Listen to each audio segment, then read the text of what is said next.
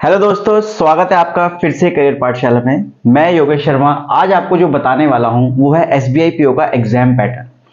काफी बच्चों की डिमांड थी कि सर एसबीआई पीओ का एग्जाम पैटर्न कैसा होता है, उसके कितने क्वेश्चंस किस सब्जेक्ट से आते हैं, प्रोसेस क्या है, एग्जाम में मार्किंग सिस्टम कैसे चलता है। तो आज सारे सवालों का जवाब लेके मैं आज हाजिर हूं आपके सामने। यहाँ पर एक मैंने चार्ट बनाया हुआ है प्रॉपर, तो प्रीलिम्स के लिए भी बनाया है, मेंस के लिए भी बनाया है, और उसके बाद क्या प्रोसेस होता है वो भी थोड़ा सा समझाऊंगा।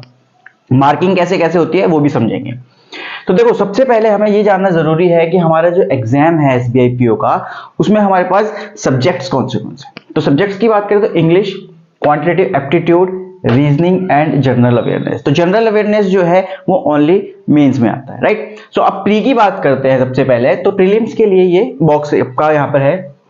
तो इंग्लिश के अगर क्वेश्चंस की बात करें तो 30 क्वेश्चंस हैं, 30 मार्क्स, और टाइमिंग हमारी 20 मिनट है, राइट। सो 20 मिनट में हमें इंग्लिश का सेक्शन करना है।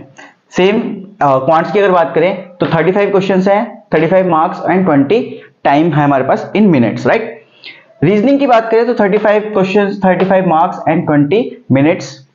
तो प्रीलिम्स में आपको समझ में आ गया कि 20 मिनट्स ईच सेक्शन, मतलब टोटल आपको 60 मिनट्स मिलते हैं प्रीलिम्स का एग्जाम करने के लिए। टोटल क्वेश्चंस आपके पास 100 होते हैं, टोटल मार्क्स आपके पास 100 होते हैं, right. So 100 questions, 100 marks, 60 minutes.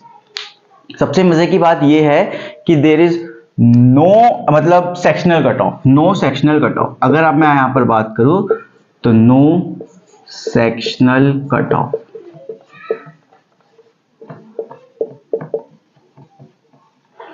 कोई सेक्शनल कट ऑफ नहीं होती है, जैसे आईबीपीएस के एग्जाम्स में होती है या और भी कोई एग्जाम्स होते हैं तो उसमें क्या सेक्शन वाइज कट ऑफ जाती नहीं। यहां पे जो कट ऑफ जाएगी वो ओवरऑल जाने वाली है, राइट।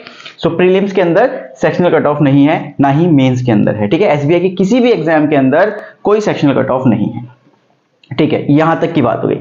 अब यहां पे आपके दिमाग में आ रहा होगा कि सर एक क्वेश्चन का एक नंबर मिल रहा है, लेकिन नेगेटिव मार्किंग कैसे होती है। तो नेगेटिव मार्किंग जो होती है दोस्तों वो कैसे होती है, 1/4 की, 1/4 की आपकी नेगेटिव मार्किंग होती है। 1/4 से मतलब है कि एक क्वेश्चन के लिए एक नंबर है, अगर आप गलत करते हो तो 0.25 आपका डिडक्ट हो जाता है, ठीक है। ठीक है, अब ये हो गया हमारा प्रीलिम्स का। अब प्रीलिम्स में आपकी कट ऑफ क्लियर हो गई, क्वालिफाइंग होता है। आप जाओगे मेंस में।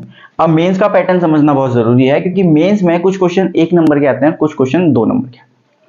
इंग्लिश से शुरुआत करते हैं। तो इंग्लिश के 35 क्वेश्चन आते हैं, 40 नंबर, और आपके पास होते हैं 40 मिनट, ठीक है। तो 35 क्वेश्चंस के लिए 40 मिनट है आपके पास। तो यहां पे क्या होता है कि 30 क्वेश्चंस जो है वो 1-1 नंबर के आते हैं, और 5 क्वेश्चंस 2-2 नंबर के आते हैं। तो उस तरीके से 40 नंबर का आपके 35 क्वेश्चंस हो जाते हैं, राइट। क्वांट्स की बात करते हैं तो यहाँ पे देखो, मैं आपको एक चीज और बता दूं कि यहाँ पे क्वांटिटेटिव एप्टीट्यूड नहीं आता है। मेंस में जो आपका आता है वो DAI आता है, data analysis and interpretation, right.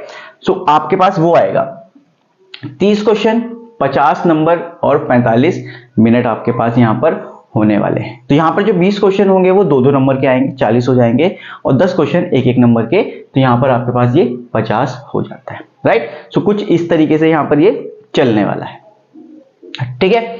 अब यहां पर बात कर लेते हैं रीजनिंग की। तो रीजनिंग के 40 क्वेश्चन है, 50 नंबर और 50 मिनट आपको मिलते हैं। पहले ये क्वेश्चन ज्यादा हुआ करते थे, बट अब ये कम हो गए। तो 40 क्वेश्चन, 50 मार्क्स, और टाइम भी आपको 50 मिनट मिलेगा। तो सबसे ज्यादा टाइम आपको रीजनिंग के लिए मिलता है, राइट। और 50 नंबर आपको बहुत होते हैं, अगर आप टाइम लगा के पजल्स को सही से सॉल्व करो तो हो जाता है, राइट। अब जनरल अवेयरनेस की अगर बात करें तो जनरल अवेयरनेस के 50 क्वेश्चन आते हैं, 60 नंबर और 45 मिनट में आपको वो करने हैं। तो यहां पर 50 क्वेश्चंस हो गए हैं, ये पहले कम हुआ करते थे। अब जो एग्जाम पैटर्न है वो चेंज हो चुका है। तो इस तरीके से अब आपके पास एग्जाम में पैटर्न रहने वाला है, राइट। सो ओवरऑल अगर हम इसको देखें तो 3 आवर्स का एग्जाम है, राइट। देखो 45, 90, 90, 180, तो 180 minutes means 3 hours, right. 3 hours का एग्जाम है और 200 मार्क्स, राइट। देखो 100 एंड 100, तो 200 मार्क्स। और क्वेश्चंस हमारे पास कितने हैं, 70, 120, 155। तो टोटल क्वेश्चंस 155 हैं, मार्क्स हमारे पास 200 है, और आवर्स हमारे पास 3 है। तो 3 घंटे का आपका ये पेपर होने वाला है। बट यहीं पे मेंस का एग्जाम यहाँ पे खत्म नहीं होता है, इसके बाद एक डिस्क्रिप्टिव का पेपर भी होता है जिसमें आपका एक ऐसे और एक लेटर आपको लिखना होता है। उसके लिए आपको 30 मिनट मिलते हैं। वो लिखना भी आपको कीबोर्ड से होता है, इस चीज का ध्यान रखना कि आपकी जो टाइपिंग होगी वो कीबोर्ड से ही होनी है आपकी, ठीक है। कहीं आप सोचो कि रिटर्न करके, नहीं, वो आपको कीबोर्ड से लिखना है और सिस्टम के ऊपर ही लिखना है, राइट। तो डिस्क्रिप्टिव होगा आपका यहाँ पर एक, और उस डिस्क्रिप्टिव भी लिख लेते हैं।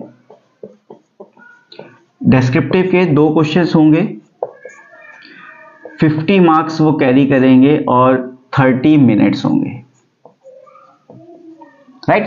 तो 30 मिनट आपको मिलेंगे उन दोनों को लिखने के लिए, लेटर एंड ऐसे के लिए। उसके लिए आपको 50 नंबर वहां पर मिलते हैं, ठीक है। तो ये क्वालिफाइंग होता है, इसमें एक मेरिट निकलती है। तो ये मतलब बेसिकली मैंने एग्जाम पैटर्न आपके सामने रख दिया है कि एग्जाम पैटर्न कैसा होता है। तो आपका इसके बाद थोड़ा सा और प्रोसेस होता है कि इसके बाद अगर आपका मेंस क्लियर हो रहा है तो उसका एक साइकोमेट्रिक टेस्ट होता है, देन उसके बाद एक जीडी और इंटरव्यू एक ही दिन में होते हैं। उसके बाद जो फाइनल कट ऑफ निकलती है, मेंस प्लस आपका जीडी इंटरव्यू में जो मार्क्स हैं उसको मिलाकर कट ऑफ की जो फाइनल मेरिट लिस्ट लगती है वो लगती है, राइट। उसके बारे में भी किसी और वीडियो में आपको जरूर बताऊंगा कि उसकी मेरिट लिस्ट कैसे निकाली जाती है या कैलकुलेशन मार्क्स की कैसे की जाती है। तो आज के लिए एग्जाम पैटर्न मेरा बेसिकली मुद्दा था, तो आई होप कि आपको समझ में आया होगा। और नेगेटिव मार्किंग यहाँ पर भी सेम है, 1/4। अगर 1 नंबर का क्वेश्चन है तो 0.25, अगर 2 नंबर का क्वेश्चन है तो 0.50 आपका डिडक्ट होता है, ठीक है। तो ये था आपका एग्जाम पैटर्न एसबीआई पीओ के लिए।